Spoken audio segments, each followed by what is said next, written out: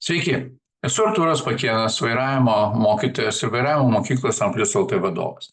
Dabar čia leidžiu tokią seriją video įrašų, kuriuose bandau papasakoti, paaiškinti mokiniams apie vairavimo mokymo tvarką. Nes aš pastebiu, kad nemaža dalis mokinių, kuriuos aš matau viešoje erdvėje, ten labai daug klausimų, matau iš mokinių, kurie ateina į mūsų mokyklą, iš kitų mokyklų, ten papildomų pamokų arba pereina. Matau, kad jiems kyla tokie klausimai, kurie turėtų būti aiškus jau nuo pirmos, antros dienos mokykloje. Tai dėja, kažkaip susidaro tokios spragos, jiems niekas nieko nepaaiškino ir paskui žmonės turi nekokybišką procesą. Tai jie nežino, kokios jų teisės, kokios jų pareigos, nežino, ką privalo, ko neprivalo daryti mokykla ar instruktorius, ką privalo, ko neprivalo ir pats mokinys. Nes mokiniui taip pat atsakomybė yra tam tikram, tai vėlgi, jeigu užsakyta pamoka ir numatyta užsuplanuotais privalo ateiti, jeigu ne, ten irgi yra nuobaudos ir taip toliau. Tai tą tvarką reikia žinoti. Be abejo, yra tvarka, kuri ir palengvina mokinio gyvenimą. Ir kaip žadėjau praeitą kartą, kad šį kartą papasakosiu labiau apie tai, ką reikia daryti, kad pakeisti mokyklą. Jeigu jūs apsirikote, nusprendėte, kad apsirikote, pasirinkote ne tą mokyklą, ne tą instruktorių, norite kito.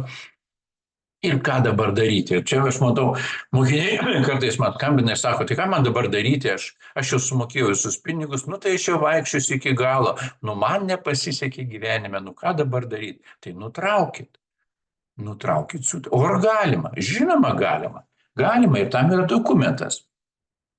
Tam yra dokumentas, kuris vadinasi vairavimo mokymo tvarkos aprašas, kuriame yra parašyta. Tai yra punktas, kuris vadinasi, kad ką privalo vairavimo mokykla. Taip, vairavimo mokykla privalo vadinasi. Tai reiškia to dokumento, kur vairuotojų mokymo tvarkos aprašas vadinasi, taip, to dokumento 14 punktas taip ir vadinasi.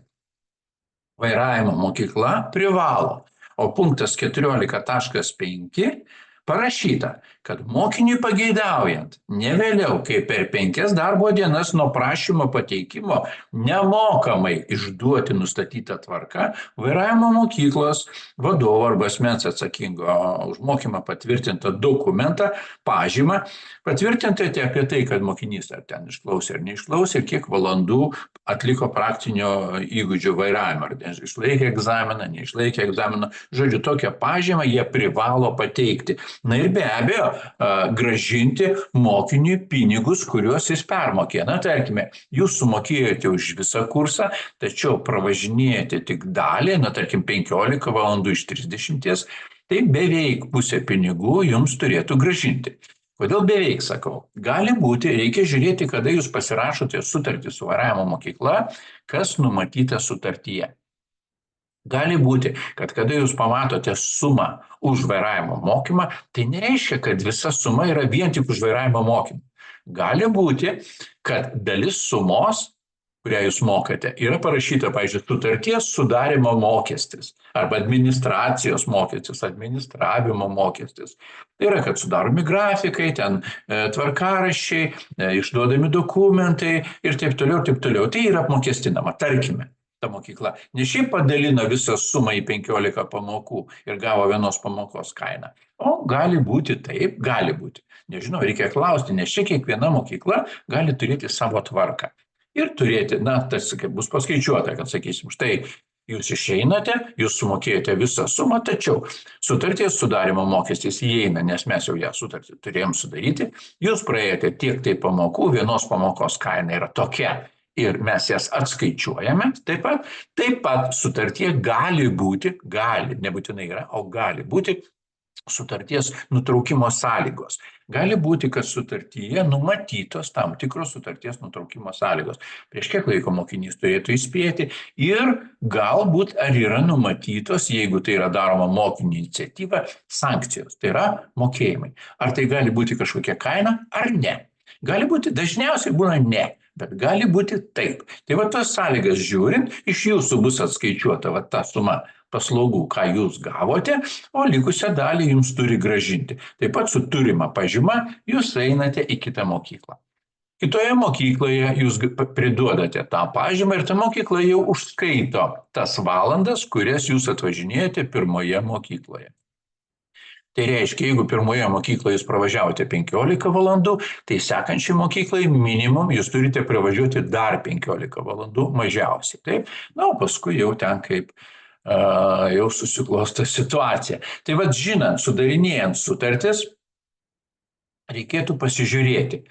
Nu, maža ką, ar nepatiko instruktorius, ar neradot bendros kalbos, nereiškia būtinai, kad jis blogas. Tiesiog neradot bendros kalbos. Taip? O mokykla neturėjo jums ką daugiau pasiūlyti ir jūs nusprendėte išeiti iš tos mokyklos. Tai viskas daroma civilizuotai, pažyma nemokama, tiesiog susimokate už jau atliktas paslaugas, gautas paslaugas ir galite pereiti į kitą mokyklą. Tai gana įprasta daug procedūra, nemaža dalis mokyklų, ir mes, pavyzdžiui, turime blanką netgi, aš tiesiog užpildau ir rašau mokinio vardą, pavardę, asmens kodą ir valandą sustatau, kiek jisai gavo ten tų ir viskas, užduodu pažymą ir mokinys gali laisvai eiti į kitą mokyklą. Jokių problemų aš nematau. Tai čia, bet vėlgi, kai jeigu vyksta viskas civilizuotai, viskas yra gerai, tik blogai, kad kai kurios mokyklos slepia nuo mokinių. Tai dėja, aš taip matau tokį, nesuprantu kodėl, bet mokiniai sako, aš nežinau, ką man daryti. Nu, kaip sako, nežinau, tai nueikite į tą mokyklą ir pasakykit, prašau, remiantis to punktu, jūs privalot man išduoti. Ir viskas. Tai, ne viena mokykla nenori skundų, tai išduos, o kur dėsis. Va, tai turėkite tai galvoje. Taip, kad nereikia bijoti, kad jeigu jūs jau pasirinkote vairavimo mokyklą ar instruktorių, tai čia jau viskas, dabar jau iki senatvės su jais ir gyvensite. Tikrai taip nebus. Tai va, vėlgi būtinai reikia įsiskaityti sutartį, kaip sakiau, taip, sutarties sudarimas, pamokos kaina, sutarties nutraukimo sąlygos, taip pat sankcijos jums, mokiniams, jeigu jūs jau buvo įtraukta pamoka į tvarkaraštį, jūs žinote tai, jums pranešta, kad pamoka tada ir tada, ir jūs neatvykstate, nepranešite apie atvykimą prieš kažkiek tai laiko, mokyklos turi įvairią tvarką, kaip yra. Vienas ten 10 eurų, kitas galbūt užskaito net ir pamoką ir apmoka ją dar didesnė, kitas ten 5-6. Įvairiai, reikia žiūrėti, kiekviena mokykla čia jau turi savo vidinę tvarką, pagal ką mokinys irgi turi kompensuoti reiškia, apie laikų nepraneštą ir nutrauktą pamoką. Tai tokios tvarkos egzistuoja. Ir jeigu viskas vyksta tvarkoje, tai mokykloje su mokiniu dažnai nei mokiniui, nei instruktoriui jokių didelių problemų nebūna. Gyvenimas vyksta sava vaga, mokymo procesas vyksta. O jeigu ten ištinka gyvenimas, kaip sako, būna aišku, kad ir susirga žmonės, negaligi tu iš vakaro žinoti, kad tu susirgsi, teisingai. Tu atsikeli ryte ir sergi, o ryte pamoka. Ką dabar daryti? Bet iš kitos pusės, normali mokykla už tai mokinių nebaudžia. Tai niekaip ten savo tom sankcijom ir netaiko to punkto, bent jau mes tikrai ne. Bet aišku, jeigu tu matai, kad mokinys serga kas savaitę, kai tik gauna pamoką ir iškart susirga, tai tada jau kažkas čia negerai. Bet jeigu per mokymosi procesą ten mokinys kažkada blogai pasijuto ar ką ir atsiprašė, kad negalėjo iš anksto perspėti, tai mes paprastai tokių sankcijų netaikome. Aš manau, taip daro ir nemaža dalis kitų mokyklų. Paprastai tos sankcijos taikomos mokinių atžvilgių, kada jaučiasi piknaudžiavimas. Kada mokiniui gal ten vakarėlis kažkoks, tai penktadienį ar dar kažkas, čia pamoka, paskambini mokytojui, aš sergu. Tai tas labai gerai jaučiasi, tai tada būna pritaikomos tie dalykai.